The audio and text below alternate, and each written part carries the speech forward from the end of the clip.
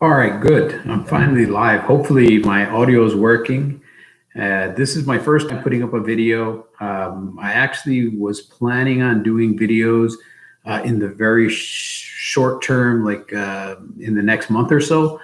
I recently purchased a camera, lights, a good microphone, not just working with my earbuds, and a bunch of other stuff that I was working on because I really wanted to make a really nice presentation when I started putting videos online. But I couldn't wait any longer because this last episode of Wandavision really sped up my timeline.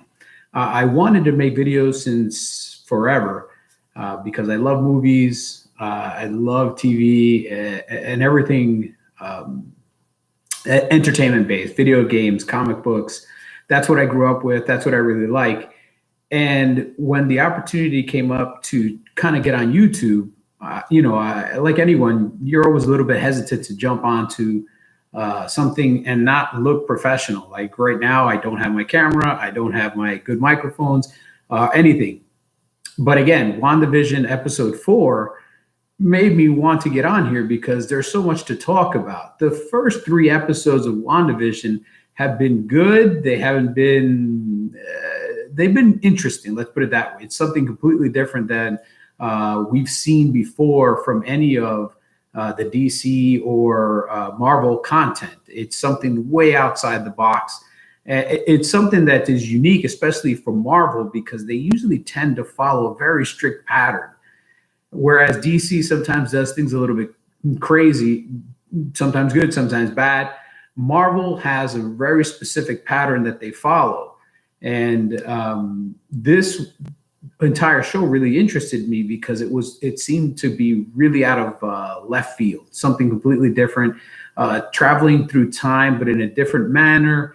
And like many things recently, at least since Endgame and Infinity War, spoilers are abound, and they're really good at hiding them and being very sneaky about the way they do things.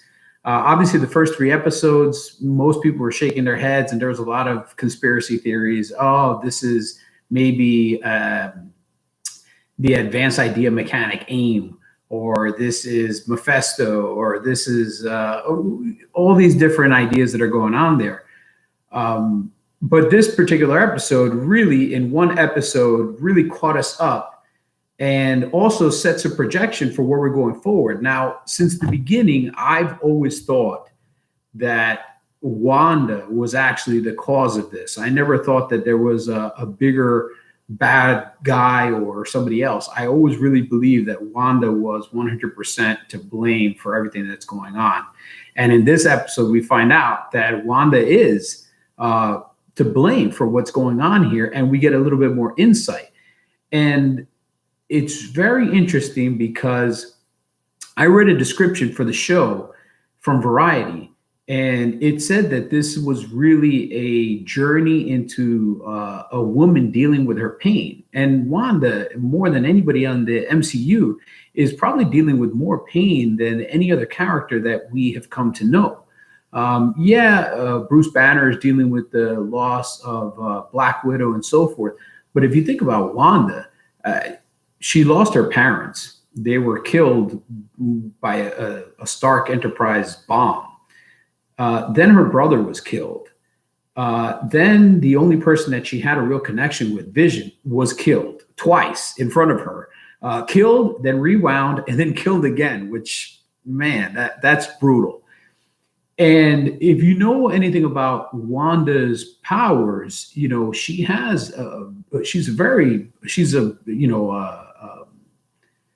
probably one of the most powerful creatures in the entire Marvel universe. She's probably right up there with, Magneto or some god level type people. I mean, you obviously saw in Endgame, had it not been for Thanos telling his ship to destroy everybody, she probably would have ripped Thanos in two. And even when she approached Thanos, the menacing way that she went about saying that, you took everything from me, like that was super dark. Like that was dark, more dark than I've seen any character other than Thanos be to anybody. I mean, that was really dark. And now in this last episode, we kind of got to rewind a little bit, and we do get to see like she really is damaged. She's a damaged individual. She has a lot of emotional problems, and she's definitely gone off the rails. Like it seems like, you know, she really has manifested this world within a world, this pocket universe, just to kind of shelter herself from pain. It's almost like, you know, someone that creates an alternate reality in their mind to deal with unbelievable sorrow, unbelievable loss. And this particular episode was great. I wish this episode happened one episode ago. I think 3 episodes of kind of just stringing us along was a little too much. I think 2 episodes of kind of this little backstory and stringing us along, with this episode being the 3rd episode, would have been much better than kind of just stringing along for 3 episodes. Because I'll be very honest, I know some people that kind of lost interest in the 3rd episode, because it's like, all right, we've gone from one timeline to another timeline to another timeline, but we're not getting any answers. We're not moving or progressing the story forward. And that's really important in storytelling, is at a certain point, you have to progress the story forward. You can't just kind of keep, you know, building up the foundation, but not continue on to the next level or move forward. And again, that's a little nitpick, but I would have liked that this 4th episode was actually the 3rd episode, because now we really don't have that many episodes left. So, you know, I'm hoping that they don't end up cramming a lot of stuff into a little bit of time we have left.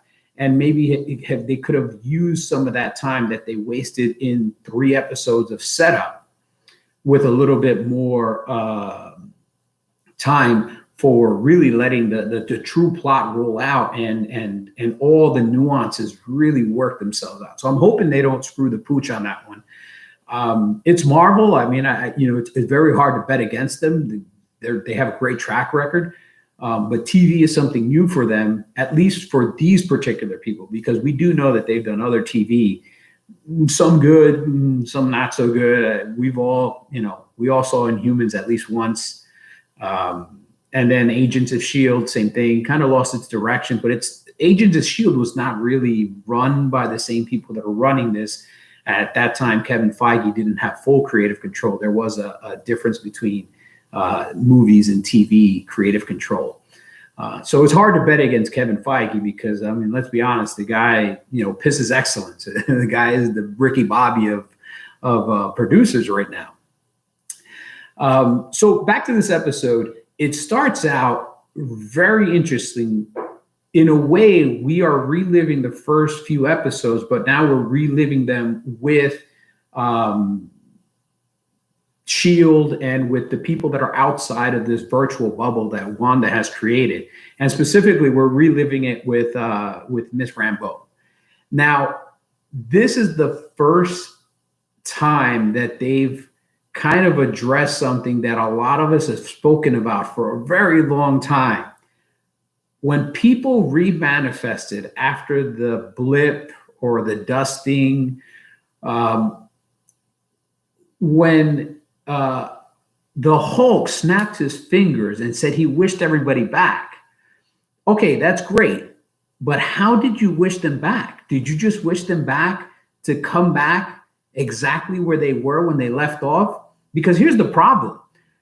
This episode, the way they brought everyone back, technically, I think the Marvel Cinematic Universe just killed millions and millions of people and creatures all over the universe.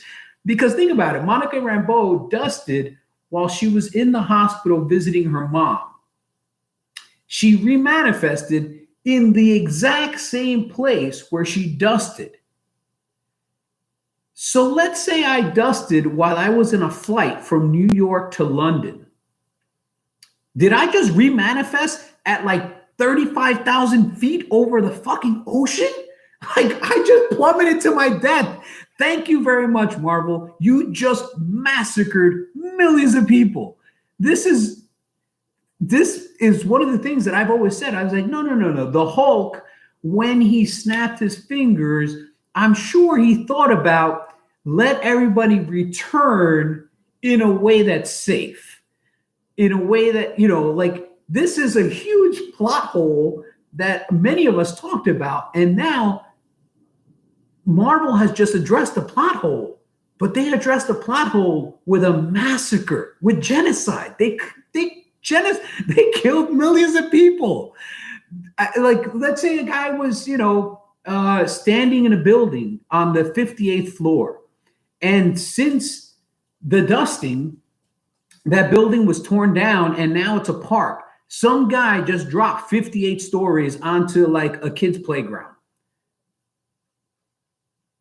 Like, did none of the writers think about this? Like, did anybody just pause for a second and be like, we'll just dust them right back to where they were? Like, that's insane. You're dusting people back to death. You literally brought people back to death to kill them again. You visioned them.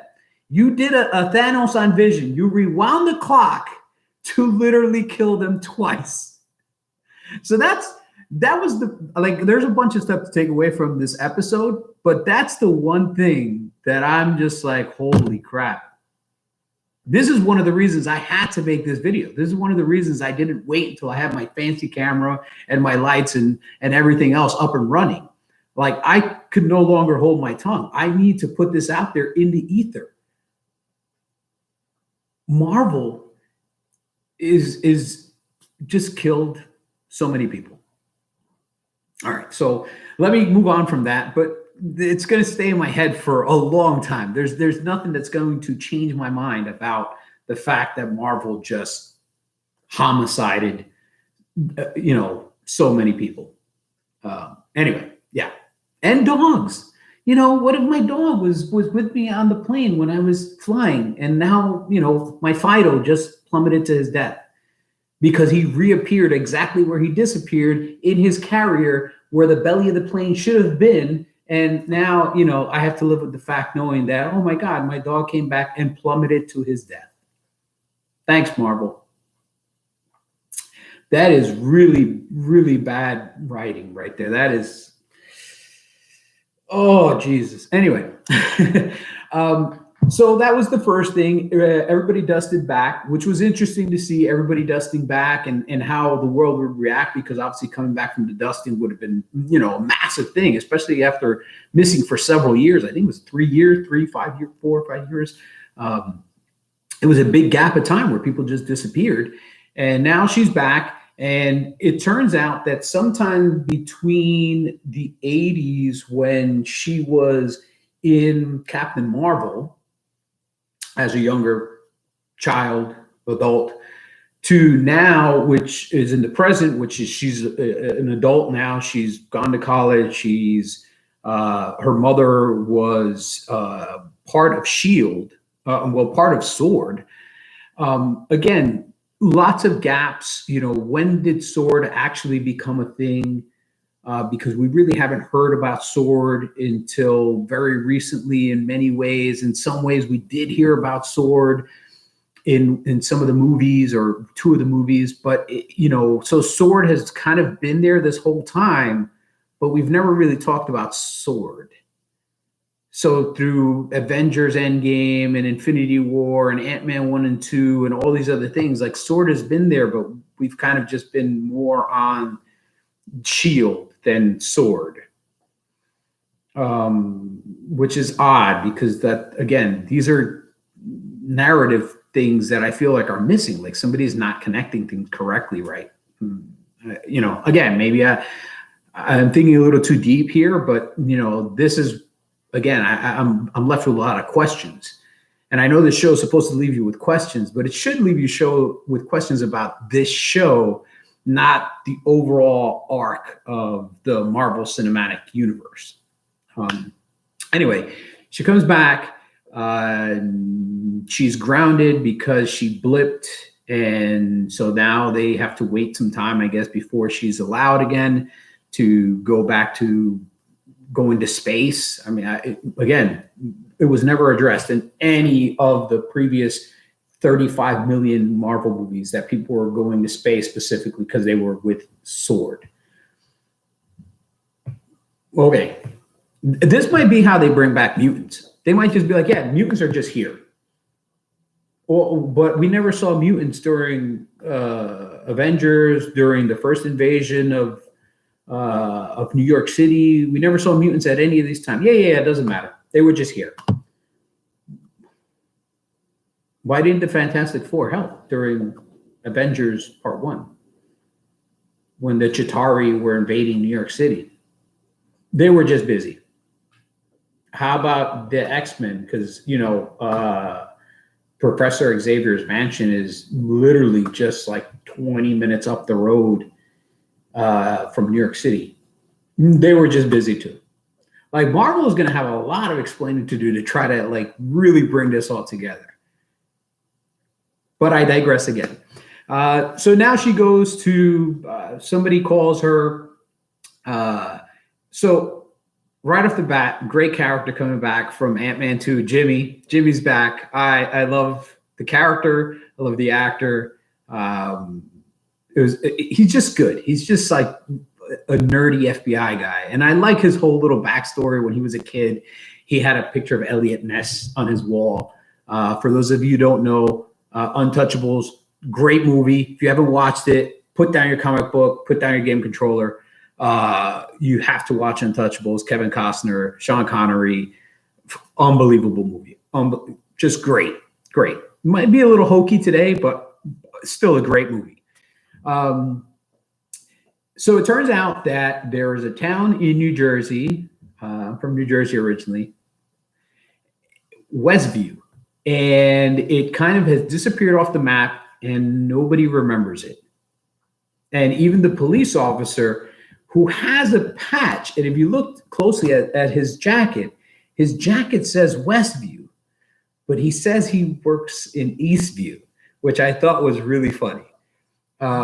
If Wanda was a real stickler for detail, she would have made his patch turn into Eastview, but whatever. The sign is literally there. It says Westview. Like, I would have asked the police officer, what does that sign say? And if he turned around and said, I don't see a sign, then I'd be like, all right, wow, this is something really up here. So it turns out that there is some sort of bubble around this town, and it's emanating out some kind of energy, which is causing the people that live around that town to not even remember that town exists. This brings another question. Let's say I live in California and I have family members that live in Westview, New Jersey. I would know that my family members are missing because I'm not within that range or bubble. So how has nobody mentioned, for God knows how long this has been going on, that, hey, I've been trying to call my sister-in-law or my cousin, and nobody's responding. So nobody visits anybody in this town from other towns? Like, how is that a thing? How is that a thing? It's called writing. You should really think about everything you're going to say and then say it, because if you explain things and they don't make sense, people will say they don't make sense. And I am saying that doesn't make sense. Again, I digress to logic. God forbid. So it turns out there's a bubble around this town which has the same energy that's found in the Big Bang. So the energy that created the universe is found engulfing this town, creating like a pocket universe. And they send in the drone. So it turns out that their little high-tech drone on the outside of the bubble was the weird little helicopter that Wanda found inside of the bubble. So that was a pretty cool, like, little retro thing. And then they bring back another great character from Thor 1 and 2. And it's great to see Marcy back because she is very funny. Like the character's funny. The actress that plays the character is amazing. So everything was really really funny there. The one thing that was odd was she finds out that there's a signal coming through, and she tells them, I need a TV, but like not a flat TV, like an old TV. And you're literally in a room with nothing but uber nerds. Like these, I guarantee you, every single person standing next to her is a gamer. Just tell them you want to play a retro game. They will bring you a retro TV to play a retro game. I guarantee you. So whatever, they get a CRT TV and they put up the little antennas, and they're probably broadcasting like I guess a UHF or VHF type signal. They're able to receive it into the TV, and now they're seeing what we've seen for the past 3 episodes. So we're getting caught up with them watching what we've been watching, which is a show within a show, and they're watching the within a show show. We're watching the show within the show, and they're watching the within the show show. So that was really cool. Like I thought that was really funny, and it was great to see how they're trying to decipher things the way we've been trying to decipher things. We've been trying to decipher things for 4 weeks, 3 weeks, 4 weeks now, 3 weeks now, and so that was super interesting. I got a big kick out of that. And then we get to the point where Wanda made the first kind of swipe. And so we know that Wanda's doing something, because every time Wanda's reality feels threatened, she kind of swipes. She kind of like edits. She's like the director of her life. And she's able to edit out people or edit in people. Not edit in people, but yeah, edit in people too. I mean, she just had kids. She created them. They're not real. But she's creating this entire reality, and she's kidnapped this entire town, and they all have to live her reality. Because obviously at some point, and again, this might have been happening for some time now, obviously some of the characters, which are people that live within this town, have seen Wanda do some messed up stuff.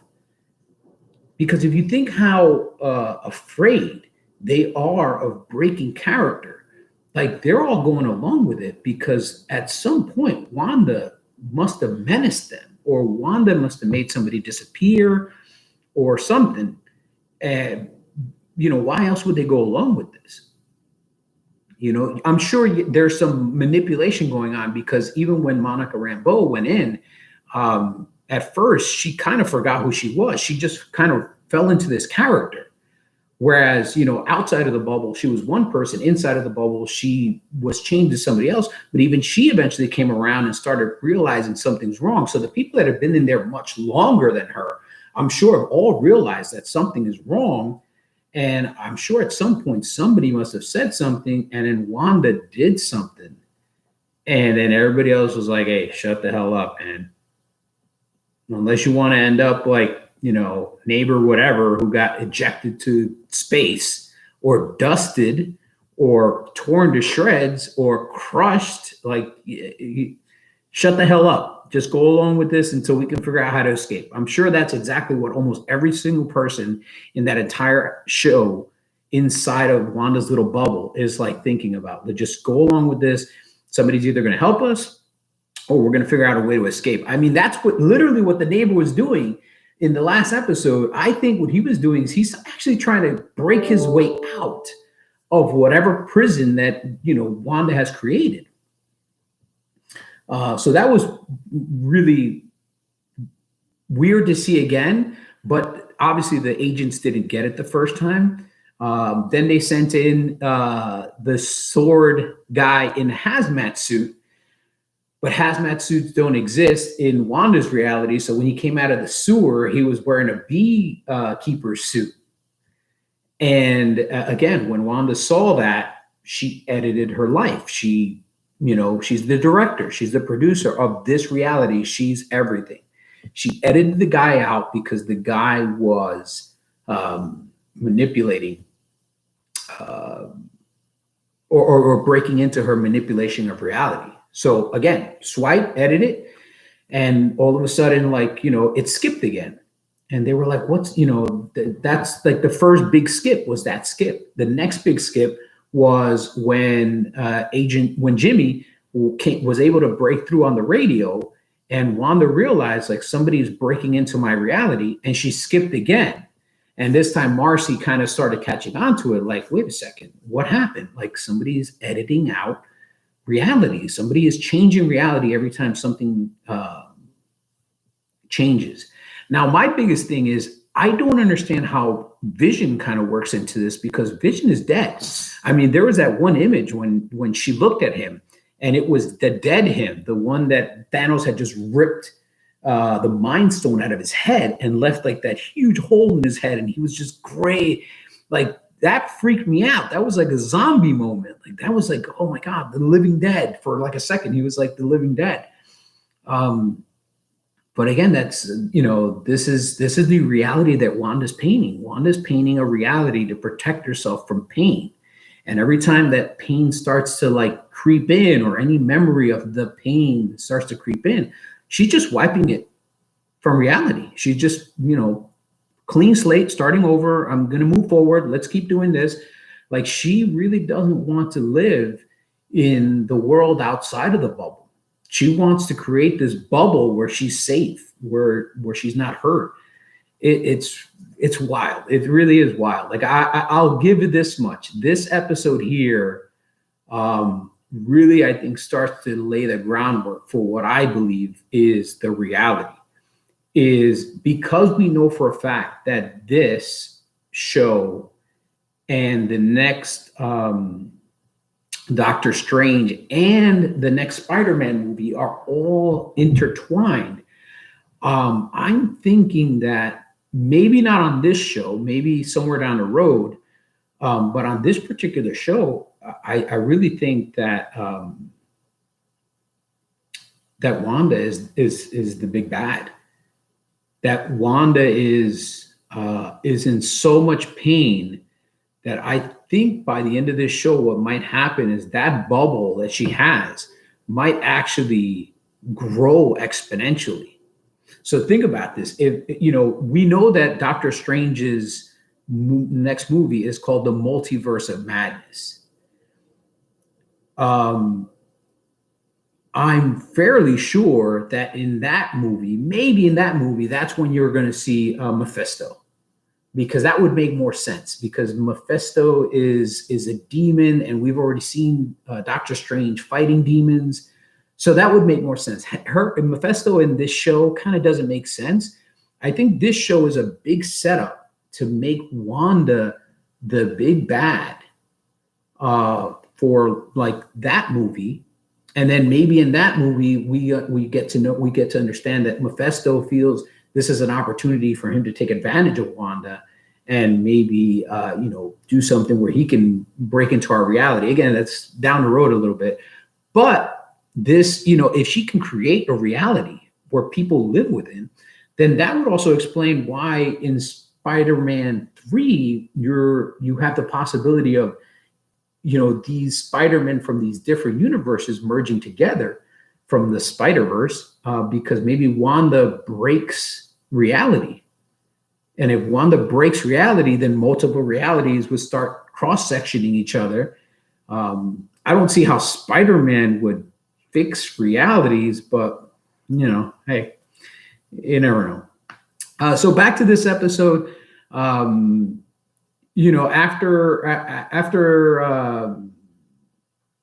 we go through like the whole, they're looking in a show and everything.